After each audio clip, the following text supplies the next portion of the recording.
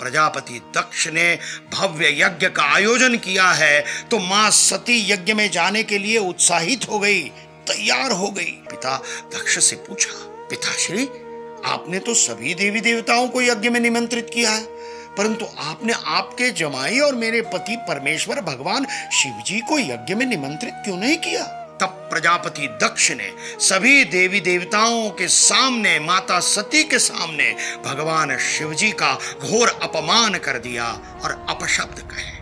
अपने पति परमेश्वर भगवान शिव जी का अपमान माता सती सहन नहीं कर पाई और यज्ञ कुंड में उन्होंने स्वयं की आहुति दे दी। उसी समय भगवान शिव क्रोधित होकर अवतरित हुए और देवी सती की छाया शरीर को कभी सिर पर, कभी हाथ में, कभी कंधों पर धारण कर तांडव नृत्य शुरू कर दिया। तांडव से समस्त सृष्टि का विनाश न हो, इसलिए भगवान विष्णु ने सुदर्शन चक्र चलाकर उस छाया देह के 51 भाग कर दिए और वो भाग जिन जिन स्थानों पर गिरे उस प्रत्येक स्थान पर एक दिव्य ऊर्जा स्रोत की निर्मित हुई और 51 शक्तिपीठों का निर्माण हुआ।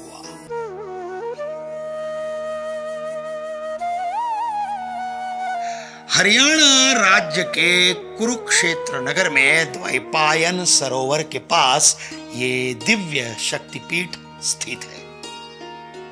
पौराणिक कथाओं के अनुसार सती माता के दाएं पैर की घुटिका यहां गिरी थी। यहां शक्ति का नाम सावित्री है और महादेव स्थानु के नाम से प्रस्थापित है।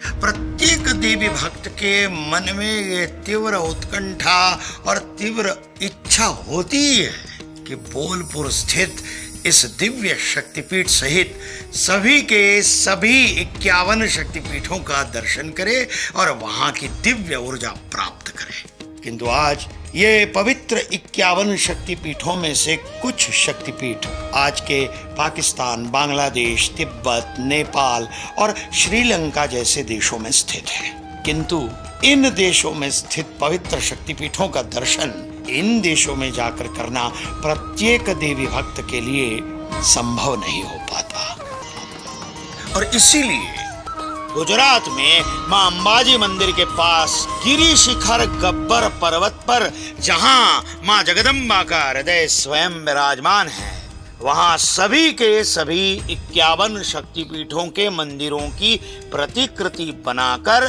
मां जगदम्बा की प्राण प्रतिष्ठा की गई है।